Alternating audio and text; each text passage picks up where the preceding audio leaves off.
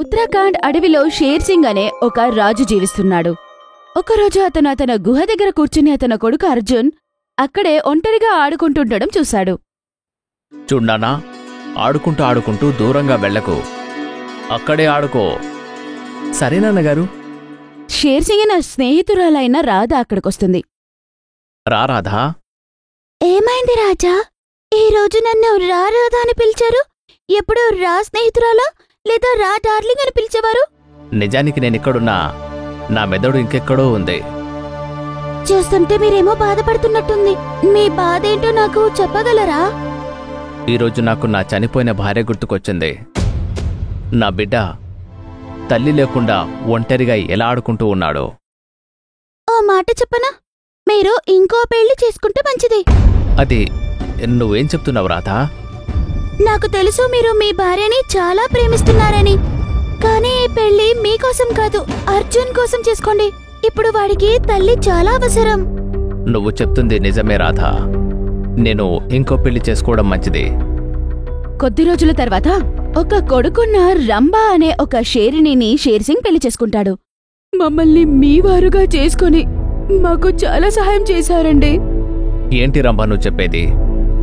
నీ కొడుకుకి తండ్రి అవసరం ఎలాగో నా బిడ్డకి కూడా తల్లి అవసరం అలాంటిదే. గుర్తుంచుకో, నేను నా బాధ్యత నెరవేర్చానంతే. వీరికి మీలాంటి తండ్రి దొరకడం చాలా అదృష్టం. అవును, కొన్ని రోజుల్లో నేను అర్జున్ మరియు వీర్కి యుద్ధ విద్యలు నేర్పిస్తాను. నా తర్వాత వాళ్లే కదా ఈ అడవిని రక్షించాల్సి ఉంటుంది. కొద్ది రోజుల తర్వాత షేర్ సింగ్ అర్జున్ మరియు వీర్కి యుద్ధం చేయడం ఎలా అని నేర్పిస్తాడు. అర్జున్ చాలా బుద్ధివంతుడు, కాని వీర్కి ఎప్పుడూ కోపం వచ్చేది. చూడు వీర్, నువ్వు అర్జున్ లాగా శాంతియుతంగా ఉంటూ యుద్ధ విద్యలు నేర్చుకోవాల్సి ఉంటుంది. కోపంగా ఉండకూడదు. నాకు నచ్చినట్టుగా యుద్ధ విద్యలు నేర్చుకునివ్వండి నాన్నగారు. అర్జున్కి నీకు మధ్య ఇదే తేడా ఉంది. నేను పంచజ్ఞానాన్ని శాంతియుతంగా విననంత వరకు నువ్వు యుద్ధ కళ ఎప్పటికీ నేర్చుకోలేవు.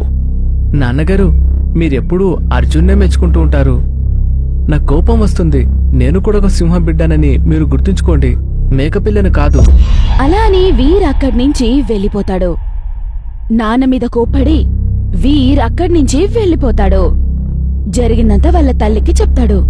అమ్మా, నాన్నగారు అర్జున్ ఎక్కువగా ప్రేమిస్తుంటారు. ఆయన నన్నెప్పుడూ అర్జున్ ముందు అవమానిస్తూ ఉంటారమ్మా. ఆయన నేను అతని సొంత కొడుకుని కాదని ఎప్పుడు గుర్తు చేస్తూ ఉంటారు. అది విని రంభాకి కోపమొస్తుంది. ఆయనకి నువ్వు సవితి కొడుకేమో, నాకు కాదు. రా నువ్వు, నేను మాట్లాడతాను. అలా అని చెప్పి కోపంగా గుహ బయటే భర్త కోసం ఎదురు చూస్తూ ఉంటుంది. వాళ్ళ యొక్క సలహాకారులైన లీలా మరియు కాలు అప్పుడక్కడికొచ్చారు. ఇద్దరు చాలా చెడ్డవాళ్లు. విషమేంటి మహారాణి, ఈరోజు మీ కళ్ళల్లో ఇంత కోపం కనబడుతుందేంటి?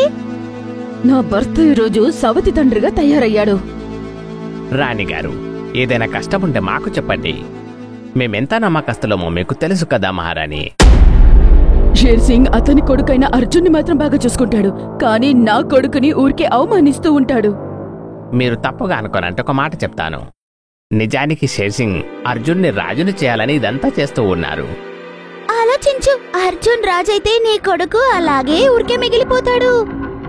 ఒకవేళ వీర్రాజు కాకుంటే అర్జుని తన్ని పనివాళ్లాగే చూస్తాడు. అది విని రంభాకి చాలా కోపం వస్తుంది. వీరే రాజవ్వాలి, వాడికి మాత్రమే అర్హత ఉంది. వెలుగుతున్న నిపిలో నెయ్యి పోసినట్టు లీలా అంటుంది. క్షమించండి మహారాణి, రాజు ఈ రాధా మాట వినేదాకా మీ కొడుకైన వీరు ఎప్పుడూ రాజవ్వలేడు.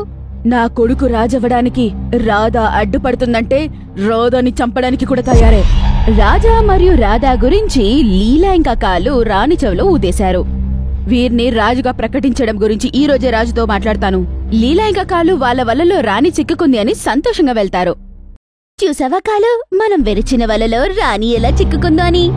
అరే ఎక్కడి మహారాణి, ఆమె వట్టి మూర్ఖురాలు. ఆమె కొడుకు వీర్, పేరుకు మాత్రమే వీరుడు. షేర్ సింగ్ యొక్క ఫ్రెండ్ అని మేక బాగా సంతోషించింది కదా. ఇప్పుడు చూడు, వాళ్ళ కుటుంబంకే మనం నిప్పు పెట్టేశాము. అవును, ఒకవేళ వీర్ని రాజుగా చేయకపోతే లేక రాణి రాధాని గనక చంపేస్తే అప్పుడు వారి కుటుంబంలో అగ్గి రాజుకుంటుంది. మరియు ఇదే నిప్పు రాజుని కాల్చేస్తుంది. ఇంకా మనము రాజవచ్చు. ఇద్దరూ సంతోషంలో గట్టిగా నవ్వుకుంటూ వాళ్ళ ఇంటికి వెళ్తారు. సాయంత్రం రాజు ఇంటికి రాగానే రంభ కోపంతో ఆయన ముందుకు వెళ్లి నిలబడుతుంది. ఏమైందండి? నా కొడుకంటే మీకు లెక్క లేకుండా పోయిందా? మీ సొంత కొడుకైన అర్జున్ ముందు నా కొడుకుని ఎందుకండి ఎప్పుడు అవమానిస్తూ ఉంటారు? ఏం మాట్లాడుతున్నావు రంభా? నీ నోట్లో సొంత వాళ్ళు పరాయి వాళ్ళు అనే మాట ఎందుకు వస్తుంది? వాళ్ళిద్దరూ నా పుత్రులే. నేనెలాంటి తేడా చూపించను. లేదు, మీ కొడుకు అర్జున్ని మీరెక్కువగా ప్రేమిస్తారు. నా కొడుకుని చూస్తేనే మీకు ఇష్టం ఉండదు. అలా అని నీతో ఎవరు చెప్పారు? నాకు తెలుసు. మీరు ఎప్పుడు ఆ మేక యొక్క సలహా మాత్రం తీసుకుంటారు. నా సలహాను, నా కొడుకు సలహాను ఎప్పుడు నాకు తీసుకున్నారా? అరే, వీరింక చిన్నపిల్లాడు. అతని సలహా ఎలా తీసుకోవాలి? మేక యొక్క సలహా తీసుకుంటారు, కానీ షేరిని సలహా తీసుకోరు.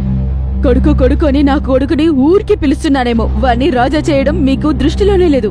చూడు, రాధ సామర్థ్యం గురించి ఎప్పుడు ప్రశ్నించకు. ఆమె నా మిత్రురాలు. ఇక వీరి గురించి చెప్తే, అర్జున్ మరియు వీర్ మధ్య ఎవరు సామర్థ్యం కలిగి ఉంటారో వారినే రాజుగా చేస్తాను. అలా అని షేర్సింగ్ కోపంగా అక్కడి నుంచి వెళ్ళిపోతాడు. నేను సొంత కొడుకుని కాదు, అందుకే నాన్నగారు నన్నెప్పుడు రాజును చేయరు. ఒకరోజు మహారాణి లీలా ఇంకా కాలుతో పాటు కూర్చొని మాట్లాడుతూ ఉంటుంది. నేను చెప్పానుగా మహారాణి, నీ భర్త రాధా మాట వినేదాకా ఎప్పటికీ ఇంకా నీ కొడుకుని రాజు చెయ్యడు. అమ్మా, ఈరోజు నాకు మేకను తినాలనిపిస్తుందమ్మా. ఈరోజు రాధ మేక పని చేసేయమంటావా? లేదు నాన్నా, ఊరికే ఇలా అవసరం పడడం చాలా తప్పు. వీరు నిజమే చెప్తున్నాడు. రాధాని చంపే నీవు. నీకు తెలుసా, రాజు ఈ అడవిలో ఏ ఒక్క వేటని ఏ జంతువు వేటాడి తినకూడదు అని ఆజ్ఞ వేశారు. ఏమంటున్నారు మహారాణి మీరు? ఎప్పుడో ఒక రోజు వీర్ రాజు అవ్వాల్సిన వాడే. అడవిలో ఉన్న ఏ ఒక్క జంతువునైనా వేటాడి తినే హక్కు అతనికి ఉంది కదా. మహారాణి, వీరిని ఆ మేకని చంపడానికి అనుమతినివ్వండి. ఆ రంభ కాసేపు ఆలోచిస్తుంది. కళ్ళల్లో కోపం పుట్టుకొస్తుంది. సరే నాన్నా, వెళ్ళు. ఆ మేకని చంపి ఆకలి తీరేదాకా తిను. కొంచెం బొట్టి మిగిలితే ఈ పేదవాళ్ళకి కూడా ఇవ్వండి. దేవుడని మీకు మొక్కుతాము. వాళ్ళమ్మ సరే అని చెప్పగానే వీర్ సింగ్ యొక్క కళ్ళల్లో అలాగే ధైర్యం కనిపిస్తుంది. అక్కడి నుంచి సంతోషంగా బయలుదేరతాడు. ఇదైతే రాధా కూతురు గుడి ఎలా ఉంది? రాధా కాకపోతే గుడి అయినా సరే, ఈ రోజు నేను దీన్ని వేటాడి తింటాను. అలా అని గుడియాని చంపేస్తాడు మరియు దాన్ని బాగా తింటాడు. సాయంత్రం గుడియా ఇంటికి రాకపోయేసరికి రాధా గుడియాని వెదుక్కొని వెళ్తుంది. ఏనుగన్నా, నా బిడ్డ గుడియాని నువ్వు ఎక్కడైనా చూసావా? రాధా చెల్లి, ఇక్కడ నీ గుడి ఎప్పటికీ తిరిగి రాదమ్మా. మీరేమంటున్నారన్నా? రాధా చెల్లి, నీ గుడి అని వీర్ సింగ్ చంపేశాడమ్మా. అది విని రాధా గట్టిగా ఏడుస్తుంది. వెంటనే రాజు దగ్గరికి పరిగెత్తుకుంటూ వెళ్తుంది. మహారాజా, రక్షకుడే మమ్మల్ని చంపుకుని తినేవారిగా తయారైతే మేమేం చెయ్యాలి? నువ్వేం మాట్లాడుతున్నావు రాధా? ఎవరు భక్షకులు? ఎవరిని చంపారు? మీ కొడుకు వీర్ నా కూతురు గుడియాని చంపేశాడు. అలా జరగకూడదే. నా రాజ్యంలో మేకల్ని చంపడం నిషేధం కదా. అయినా కూడా మీ కొడుకు నా గుడియాని చంపేశాడు. అది విని షేర్ సింగ్ కి చాలా కోపం వస్తుంది. ఆ రోజు అందర్నీ సభకు పిలిచాడు. వీర్ సింగ్, నువ్వు గుడియాని చంపావా? అడుగుతుంది నిన్నే. నువ్వు గుడియాని చంపేశావా? నా కొడుకు కాబోయే రాజు ఏదైనా చెయ్యొచ్చు. లేదు, ఈ అడవి జంతువుల యొక్క కష్టాల్ని అర్థం చేసుకోలేని వాడు ఎప్పటికీ రాజు కాలేడు. షేర్ సింగ్ శిక్షను విధిస్తాడు. తప్పు చేసినవాడు నా సొంత కొడుకైనా సరే, వాడు తప్పు చేశాడు.